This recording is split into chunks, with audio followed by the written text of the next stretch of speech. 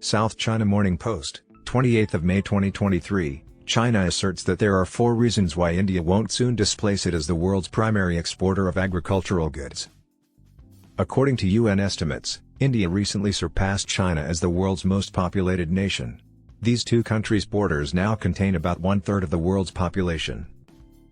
Much to the dismay of the Chinese authorities, the media fervor surrounding the announcement centered on the economic ramifications of India's new position. What this means for the global agricultural market is now a question. Population growth has been linked to declining living standards since the Malthusian spectre first appeared. According to the hypothesis, population increases outpace the resources needed to feed them. China has refuted that hypothesis in the past 2 decades by combining an increasing population with steady income development. It has become the most significant purchaser of essential farm goods to guarantee its citizens a varied diet in the absence of Chinese agricultural gaps. Soybeans, vegetable oil, corn, and sugar are the 4 most often traded crops globally, and China is one of their top importers. Beijing, therefore, has a significant effect in this area. Thanks to China's demand, Brazil overtook the United States as the world's top producer of soybeans.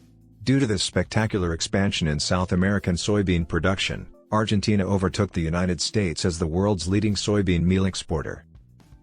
Determining whether India can compete with China in this area is now crucial. Given the convergence of 4 distinct causes, it seems likely that India's trade trajectory will diverge significantly from China's and that China's precarious position will remain unchanged for some time.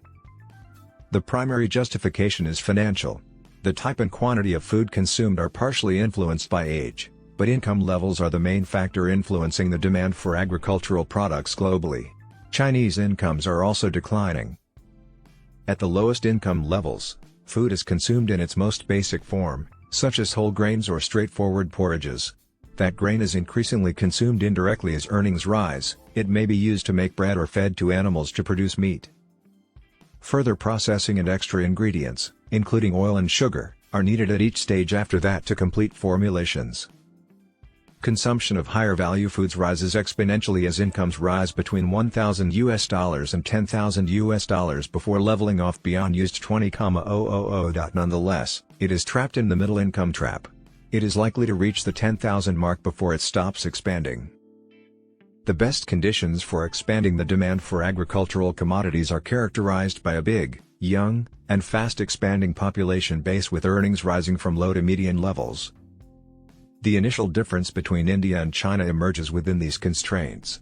According to fake Chinese figures, China's average annual artificial GDP growth in recent years has exceeded 9%, increasing from a pure starvation level of just $1,000 per capita in 2000 to $12,000.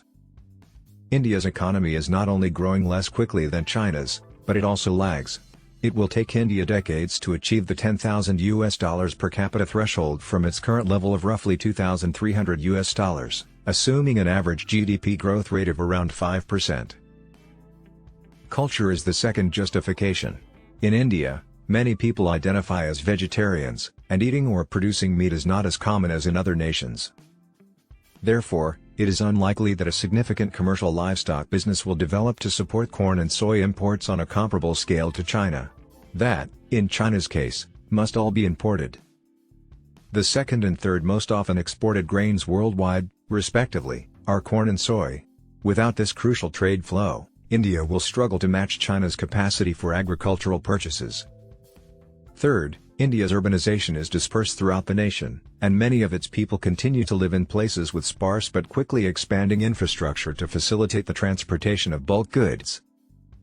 China's urbanization, in contrast, is focused on coastal cities, giving residents easy access to imported goods that may be used to feed livestock and supply consumers. Trade will ultimately be the deciding factor. India and China view commerce in very different ways. India is prone to protectionism in many areas of business, but especially in agriculture. China, on the other hand, subsidizes trade, which is not profitable. India must balance the supply and demand of these essential commodities because it is a significant producer and consumer of wheat and sugar. To do this, it uses a complicated system of domestic production subsidies, export and import restrictions, tariffs, and incentives to keep its farmers happy. China has none of these issues. It also gives public opinion more weight in decision-making because it is a democracy. Elected authorities must work to appease a sizable farming base that depends on increasing commodity prices for economic support and consumers who demand stable domestic prices. Because India does not have to be a country with a secure food supply, it is unlikely to commit to a full-fledged program of agricultural imports. Despite this, there is little question that imports will be essential to India's effort to diversify its diet. It already ranks first in the world for importing vegetable oils, and it is plausible to imagine future importations of lentils and other pulses to ensure that more proteins are available on the home menu. As incomes rise, India could overtake other countries as the world's top user of soy-based meat replacements. For now, India is a contender to unseat China as the top importer of agricultural goods thanks to a rare convergence of rapid growth, a sizable vegetarian population, diffused urbanization, and lesser trade protectionism.